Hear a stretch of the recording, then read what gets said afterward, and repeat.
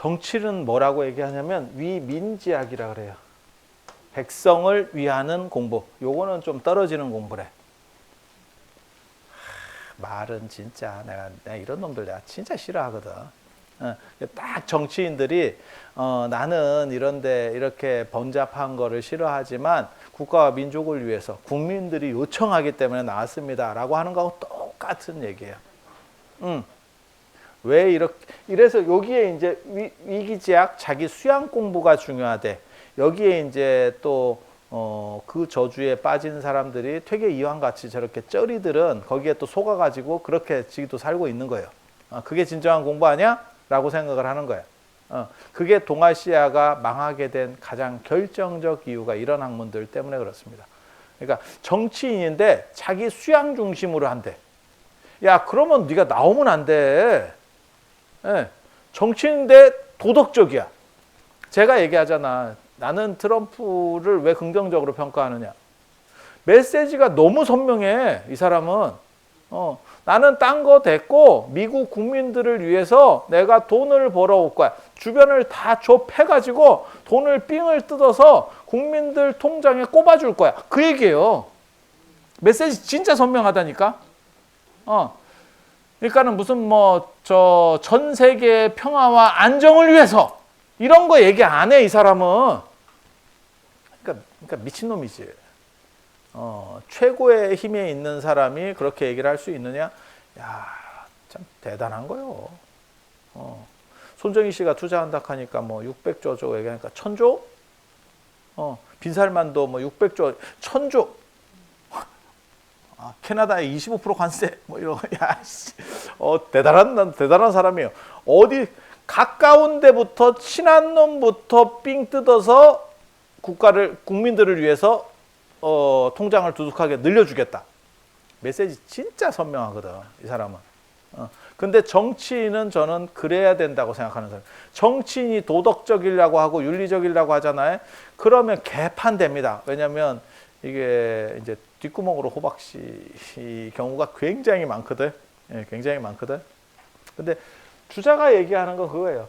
자기를 위하는 공부가 진정한 공부고 백성을 위하는 공부는 그 다음 공부래. 이것 때문에 동아시아의 정치인들은 주자가 여기를 한번 바이러스를 퍼뜨린 뒤부터 자꾸 앞에서는 체면을 차리려고 하고 그러니까 돈은 좋아하는데 알아서 갖다 주면 좋아하고 내가 뭘 받고 이렇게 트럼프처럼 대놓고 얼마 내 이런 거는 안 하려고 들어. 이해가 됩니까? 지금도 있어. 지금도 그런 행동들을 하는 거예요. 특히 성리학에 제일 많이 감염된 한국 사람들이 사실은 더 심해, 저게. 그래서 누가 저한테 그러던데 한국은 돈 줄 때도 눈치를 봐야 된다. 돈을 주는 사람도 눈치를 봐야 된다. 이게 재밌어. 굉장히 재밌는 거예요.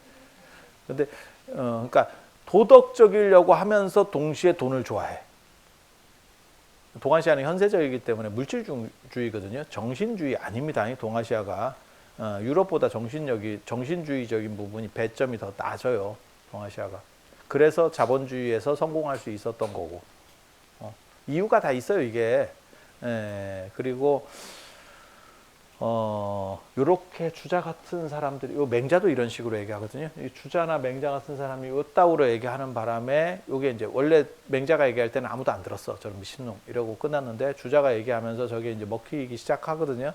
그 덕분에 동아시아 정치인들은 계속 도덕적이면서 이렇게 호박씨를 우리나라 전 역사를 통틀어서 가장 강력한 호박씨를 깐 사람이 있어요. 여러분들 아시는지 모르겠는데 황입니다. 청백리의 대표 주자로 알려진 황이 진짜 추접은 놈. 알고 보면 추접은 놈입니다. 추접은데 그걸 다 가려내는 거야. 다 가려내는 거야. 그래서 우리가 볼 때는 진짜 근검절약하고 대단한 그런 사람 아닙니까? 아닙니다. 불리한 거 다 막아내고 아주 지능적인 놈. 그래서 자기까지 그게 안 오는 거야.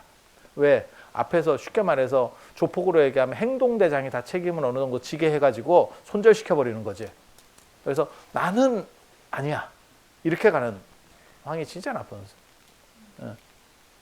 황이 전 세계적으로는 이제 가장 강력한 사람 중에 이제 테레사 수녀 뭐 이런 분들이 있어요. 알고 보면 전혀 엉뚱하게 행동했었던 사람들. 하지만 이미지 겁나 좋음. 근데 조금만 파보면 진짜 뭐 야, 이게 인간인가 싶을 정도의 사람들이 있어. 그래서 이런 식으로 해서 정치를 하면 정치가 개판이 됩니다. 그게 동아시아가 몰락한 이유예요. 그러니까 불교적 영향이 이게 강해요. 그게 수행이라고 하는 부분이 강하다 보니까 결국 이게 작동을 하게 되는데 이게 동아시아가 골로 간 이유입니다. 정치인인데 도덕 얘기밖에 안 해. 예. 경제를 살려야 되는데 도덕 우선이야. 아까 송양진의 송나라 양공처럼 내가 경제수장이야.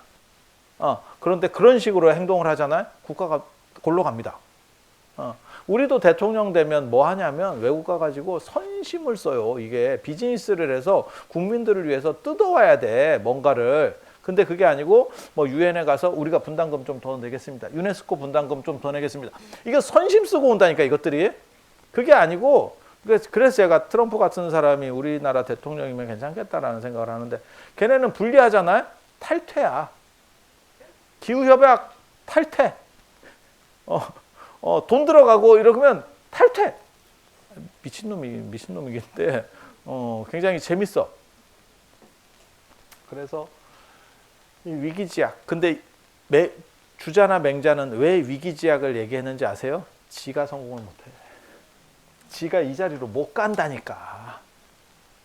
그래서 제가 맹자의 이율배반성 그게 있지. 기가 막힌 게 있어. 그래서 제가 전에도 그 말씀을 잠깐 드렸었는데 제자들한테는 전부 이게 올바른 공부다라고 가르치고 자기 아들한테는 요걸 해서 과거 시험을 준비를 시켜. 이걸로는 과거 시험 합격하기 어렵습니다. 요걸로 다 시켜. 그리고 주자가 과거 1등 출신도 아니에요. 겨우 턱걸이로 붙었어. 그 당시에 등수도 나온다고. 그래서 제가 전에 그 얘기 했는데 제가 유교 배울 때 주자 저거는 좀 이율배반적인 거 아닙니까? 라고 우리 선생님한테 제가 물어봤다니까. 저렇게 하는 것은 올바른 아니 제자들한테는 수양이 중요해. 그게 진정한 공부지. 무슨 놈의 그 시험 봐가지고 말이야 그 공무원 좀 더 하려고 하고 그게 되냐? 이렇게 가르쳐 놓고 지 아들한테는 시험 공부를 시키는 게 말이 됩니까? 라고 했더니 우리 선생님께서 하신 말씀이 진짜 주자를 좋아하는구나 라는 생각을 했었어. 그게 인간적인 거다. 그게 인간적인 거다. 근데 한 번만 더 생각하면 그러면 그 사람은 완성된 인격자냐? 그러니까 지 자식은 팔이 안으로 굽었다는 그 얘기거든. 인간적인 거다. 그러면 완성된 사람은 평등성이어야 될 거 아니야. 이 문제도 나와 사실은. 이 문제도 나와. 그게 묵적하고 맹자의 서로 간의 비판이야. 묵적은 진짜 평등 논제. 내 자식과 남의 자식을 평등으로 대하자라고 주장했던 사람. 내 부모와 남의 부모를 평등으로 대하자라고 말했던 사람이. 그때 맹자가 한 비판이 아주 재밌습니다. 평등은 평등이지만 가족 간의 차등은 존재한다. 그러니까 촌수에 관계된 거는 존재한다. 이게 맹자 주장이거든. 맹자하고 공자 주장이에요. 그때 뭔 얘기가 나오냐면 지금으로 말하면 저는 묵자라는 사람을 굉장히 멋있게 봐요. 모든 사람을 평등하게 진짜 제대로 된 종교인이야. 그 사람 진짜 제대로 된 종교인. 모든 사람을 평등하게 차등 없이 쫙 대하겠다. 내 자식과 남의 자식도 똑같이 대하겠다. 맹자가 그때 묵자를 뭐라고 비판하냐면 한마디 합니다. 그 굉장히 재밌는 말이에요. 저 자식은 지 자식과 남의 자식도 구분하지 못하는, 지 부모와 남의 부모를 구분하지 못하는, 이렇게 비판해요. 그래서